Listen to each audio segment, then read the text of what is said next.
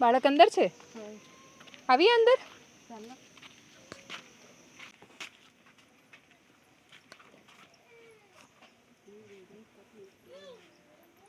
અચ્છા, આ તમારું ઘર.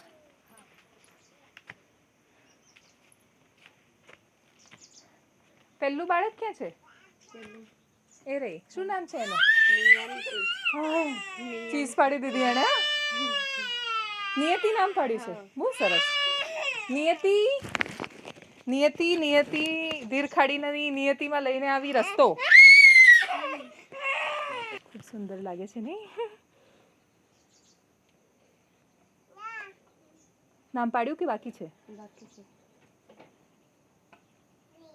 જ્યોત્સનાબેનનું પિયર ધીરખાડીમાં છે અને જ્યોત્સનાબેનને જ્યારે પહેલી ડિલિવરી થઈ, પહેલું બાળક જન્મ્યું, નિયતિ એનું નામ છે. અને નિયતિ ધીરખાડીના નસીબમાં રસ્તો લઈને આવી, કેમ કે એ વખતે પણ એમને જોડીમાં લઈ ગયા, એનો વિડીયો આવ્યો, ચેનલોમાં બધે ચાલ્યો અને પછી એમની વાતો બધી જગ્યાએ થઈ અને બધી જગ્યાએ થયેલી વાતો પછી ધીરખાડી સુધી રસ્તો પહોંચ્યો. એના પછી અમે આવ્યા છીએ લીંબાડા ફળિયામાં. લીંબાડા ફળિયા એમની સાસરી છે અને એમને તમને કેટલા દિવસ પહેલાં લઈ ગયા? 5 દિવસ પહેલાં. હા, તો 5 દિવસ પહેલાં એમના હાથમાં એમની બીજી દીકરી છે અને આપણે એવું કહીએ છીએ કે દીકરી છે એ લક્ષ્મીનો અવતાર હોય છે અને સૌભાગ્ય લઈને આવે છે. લીંબાડા ફળિયામાં આ દીકરી સૌભાગ્ય લઈને આવશે એવી આશા સાથે અમે આવ્યા છીએ. એ વિડીયો ચલાવીને જેમ કહાની આગળ વધી ગઈ એમ આગળ નથી વધી જવું, કેમ કે અહીંયાથી કેટલા કિલોમીટર દૂર છે કેવડિયા સ્ટેચ્યુ ઓફ યુનિટી? નજીક ને? નજીક નથી. દૂર એટલે કેટલું? 5 કિલોમીટર, 10 કિલોમીટર? ધીરખાડીથી 7 કિલોમીટર. ધીરખાડીથી 7 કિલોમીટર. અને આ ધીરખાડીથી અહીંયા કેટલું? 3-4 કિલોમીટર. હા, એટલે અહીંયાથી 10-12 કિલોમીટર જેટલું સ્ટેચ્યુ ઓફ યુનિટી છે. અને જ્યાંથી વિશ્વની સૌથી ઊંચી પ્રતિમા 12 કિલોમીટર હોય, ત્યાંથી 10 કિલોમીટરની અંદર વિકાસ આ રીતે પાણીમાં ડૂબીને રસ્તા વગર આત્મહત્યા ન કરી દેવો જોઈએ. અહીંયા દવાખાનું નથી ક્યાંય? અહીંયા નથી. ગઢેશ્વર જવું પડે. ધીરખાડીમાં બી નથી? નથી. એટલે તમારે જવું હોય તો સીધું ગરુડેશ્વર કેટલા કિલોમીટર? 10 કિલોમીટર થાય. અને આ બધા બહેનો છે, આ બધાને બાળકો છે, બધા આમ જ ગયા હશે ને? એમાં જ. શું? ચોમાસામાં અઘરું પડે. ચોમાસામાં અઘરું પડે. શું નામ તમારું? અંબાબેન. તો અંબાબેન, તમે ખાસા વર્ષોથી અહીંયા હશો? હા, તો ખાસા વર્ષે છે. તો વર્ષોથી આમ જ છે? હા, એમ જ છે. મને નિયતિ ત્યાંથી જોઈ રહી છે. ધીરે રહીને હું એની સામે ના જવું એ રીતે, અને એના પર ના જાય રીતે કેમેરા લઈ જાવ એના પર. જમણી બાજુ છે મારી, અને એ બહુ જ કુતૂહલતાથી મારી સામે જોઈ રહી છે. અને એટલા માટે એ જોઈ રહી છે કેમ કે એવું વિચારે છે કે આ બધું શું થઈ રહ્યું છે. એને બી એવું થતું હશે કે આ છોકરીઓ, તમે જ્યારે હતા તમારે પ્રેગ્નન્સી, તમારી ડિલિવરી ક્યાં થઈ હતી? અમે તો ગઢેશ્વર. ગરુડેશ્વર જ થઈ હતી. ત્યારે દવાખાનું નહોતું? નહોતો. આજે બી નથી દવાખાનું? અમે બી નથી દવાખાનું. બસ ખાલી આશા એટલી છે કે આ તો પેઢીઓની સમસ્યા છે. એવું નથી કે ખાલી જ્યોત્સનાબેનના ભાગમાં આવ્યું છે, પણ એક માણસ છે કાં તો નિમિત્ત બનતો હોય છે બહુ બધું બદલાવાનું. એટલે જ્યોત્સનાબેનનો આ વિડીયો નિમિત્ત બનવો જોઈએ. આમાં પહેલાં પણ જો કોઈ એક ધીરખાડીમાં રસ્તો બનાવ્યો હોય તો એ પણ સરકારે જ બનાવ્યો છે. અહીંયા પણ જો કોઈ કશું કરશે તો એ માત્ર સરકાર કરી શકવાની છે, એમના સિવાય કોઈ નથી કરી શકવાનું. પણ આ જે દ્રશ્યો છે એ આપણી વિકાસની આટલી મોટી અને સુંદર વાતોની વચ્ચે, એટલે કેવડિયા ખરેખર બહુ અદ્ભુત છે. એટલે સ્ટેચ્યુ ઓફ યુનિટી સાથે સરખાવીને હું એવું નથી કહેવા માગતી કે ખર્ચો ખોટો છે. એ એટલા બધા પ્રવાસીઓને આકર્ષે છે, આપણી છબી બનાવે છે, આપણે ઇન્ટરનેશનલી કશુંક રિપ્રેઝન્ટ કરી શકીએ છીએ. એ બહુ જ અદ્ભુત છે. પણ એ અદ્ભુતની સાથે આ માણસો તો અહીંયા વર્ષોથી રહે છે. એમના સુધી આપણે દવાખાનું ન પહોંચાડીએ, દવાખાને પહોંચવાનો રસ્તો ન પહોંચાડીએ. 108ની સુવિધા છે, શું કરવાની? ફોન છે એમની પાસે, નેટવર્ક પણ એકાદ તો આવતું હશે અહીંયા. એ જ્યારે ફોન ડાયલ કરે પછી 108 આવશે કેવી રીતે? ઉનાળામાં તો તોય આમ ઉબડ ખાબડ રસ્તાઓ પર બાઇક પર કે ગમે તેમ કરીને લઈ જશે, અથવા અડધે સુધી જોડીમાં જશે, ધીરખાડીથી રસ્તો આવી જશે. ચોમાસામાં તો ત્યાં પહોંચાતું જ નથી. આ સ્થિતિની ગંભીરતા મને નથી ખબર હું આ વિડીયોથી થકી સમજાવી શકી છું કે કેમ.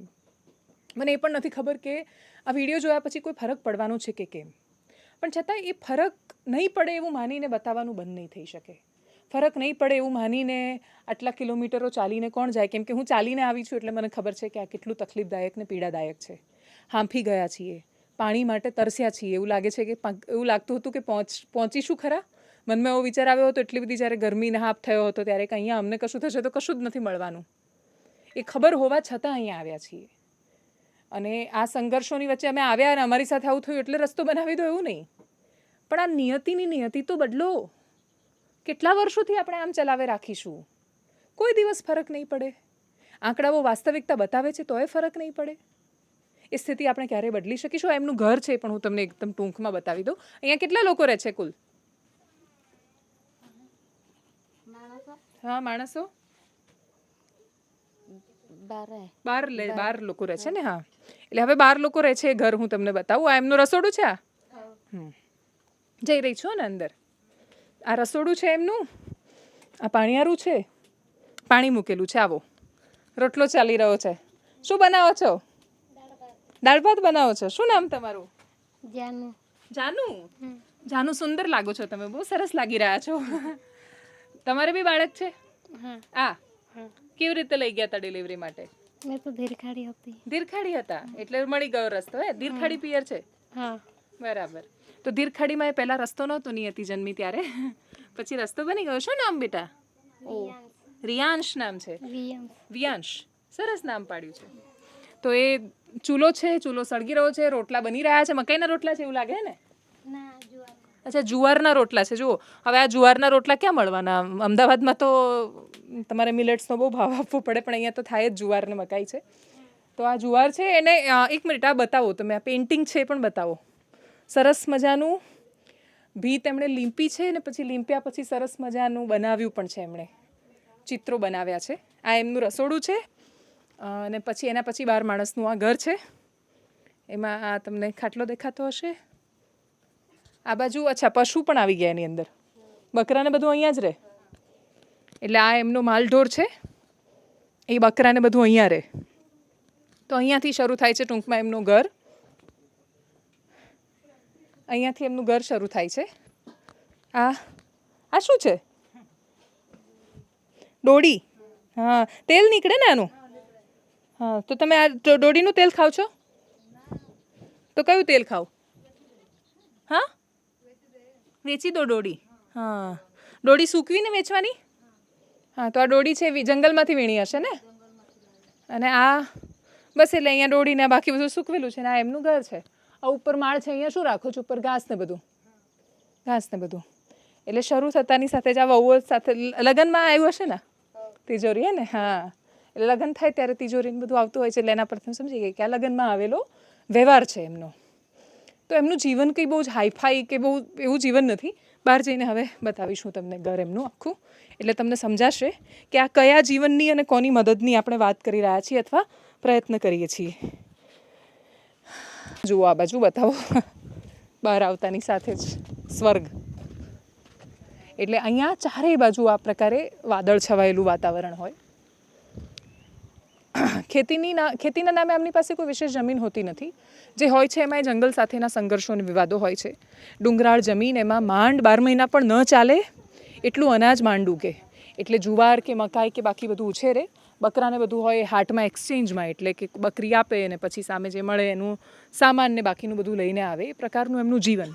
કશું જ ભેગું કરવું, બચત કરવી, આમાંથી કોઈનું બેંકમાં અકાઉન્ટ હોય ને હોય તો એ એફડી હોય અથવા કોઈ આરડી કરતું હોય કે એસઆઈપીમાં રોકાણ કરતું હોય, બધી વાતો સાથે અમને કોઈ લેવા દેવા નથી. શેર માર્કેટ શબ્દ અહીંયા આવે એટલે એ પણ ડૂબી જાય છે વિકાસની સાથે સાથે. આ સ્થિતિમાં આમની શું માંગ છે? એટલે એમની તો પોતે માંગ પણ નથી. એ તો ખાલી એટલું કહી રહ્યા છે કે રસ્તો બનાવી દો. તો એવું પણ નથી કહેતા કે દવાખાનું કે ડૉક્ટર કેમ ન હોવા જોઈએ આટલી બધી વસ્તીમાં. એટલે બહુ જ સીમિત માંગ છે. અમને અપેક્ષા આખો અહેવાલ બતાવીને માત્ર એટલી છે કે આંકડાઓ તો કહેવા માટે બહુ બધા હું કહી શકું એમ છું. અને અર્થતંત્રની મજા જે છે, આંકડાની મજા જે છે કે દરેક વ્યક્તિ પોતાના પક્ષના આંકડા મૂકી શકે છે. એટલે કોઈ એવું કહી શકે છે કે આપણે દુનિયાનું 4થા નંબરનું અર્થતંત્ર છીએ અને જાપાનને પછાડીને આપણે આગળ વધી ગયા છીએ. અને કોઈ તમને આ પ્રકારની સ્થિતિ પણ વાસ્તવિક બતાવી શકે છે. અને એવું પણ કહી શકે છે કે પર કેપિટા દેવું આપણું આટલું વધારે છે. એ બંને આ જ સમાજની ને આ જ જીવનની હકીકત છે. આપણે બહુ 5મા પર હતા અને 4થા પર આવ્યા, એ આપણો વિકાસ જ થયો છે. પણ આ તો ગઈ પેઢીમાં આ જ હતું, આ પેઢીમાં આ જ છે. એમના માટે વિકાસની અપેક્ષા માત્ર એટલી છે કે નિયતિના જ્યારે નસીબમાં કોઈ સંઘર્ષ આવે ત્યારે એણે જોડીમાં કે ઊંચકીને એમ ન જવું પડે. અને હું સમજું છું ને મને એવું લાગે છે કે આખું ગુજરાત સમજે છે કે આ બહુ જ પાયાની માંગ છે. આ માંગ જે દિવસે જીદમાં ફેરવાશે એ દિવસે સરકારને ખબર પડશે. સરકારને જ્યાં સુધી ઘૂંટણીએ ન લાવે નેતાઓ અને જ્યારે ગાંધીનગરના સચિવાલયનો ઘેરાવ ન કરે અથવા દાદાગીરી ન કરે અથવા જાતિના આધાર પર ધમકીઓ ન આપે ત્યાં સુધી સરકાર કદાચ પોતાની ફરજ જ નથી સમજતી. આ લોકો એવું કશું જ નથી કરવાના, એ સરકારને પણ ખબર છે. કેમ કે એમને હક અને જાગૃતિ એ બંને શબ્દો એમના સુધી નથી પહોંચ્યા. જે દિવસે પહોંચશે ત્યારે શું કરશે સરકાર? જે પણ સરકાર હશે એને ઘૂંટણીએ લાવતા શું આ પ્રજાને નહીં આવડે? એ બધું જ કરી શકે એમ છે, એ સમર્થ છે બધું કરવા માટે, પણ આપણા સદભાગ્ય છે કે એ કશું જ નથી કરતા. અને એટલે જ આપણે બહુ ખરાબ સ્થિતિમાં પહોંચીએ એના પહેલાં સમજી જઈએ. આપણે જ્યારે બહુ જ બૂમો પાડીએ છીએ બાકીના બહુ જ બધા વિષયો, એટલે આ જ જગ્યાએ જો કોઈ મિશનરીઝ કે ધર્મનો કે બીજો કોઈ મુદ્દો હોત તો કદાચ બહુ જ બધા લોકો છે દોડીને આવતા મદદ કરવા માટે, એવું કહેતા કે નહીં અમે તમારા સુધી આ પહોંચાડીશું. આવો ને, અત્યારે રસ્તો આપો ને, ખાલી એમાં કેટલી વાર લાગી શકે એમ છે. રસ્તો આપો સરકાર. બહુ જ સરળ સાદી એક વાક્યની સ્ટોરી છે આ, કે અહીંયા જરૂર છે રસ્તાની, આપવું એ તમારું દાયિત્વ છે, તમે એ દાયિત્વ ચૂક્યા છો એટલા માટે અમે તમને આ બતાવી રહ્યા છીએ. કડવું લાગે ને તોય આ કહી રહ્યા છીએ, પણ તમે એને દવા સમજીને પી જાઓ, ગટગટાવી જાઓ, પણ આ પ્રદેશને સાજો કરો, કેમ કે તમારો વિકાસ અહીંયા બીમાર થઈને લથડિયા ખાઈને પડી ગયો છે. બહાર લાવો એને.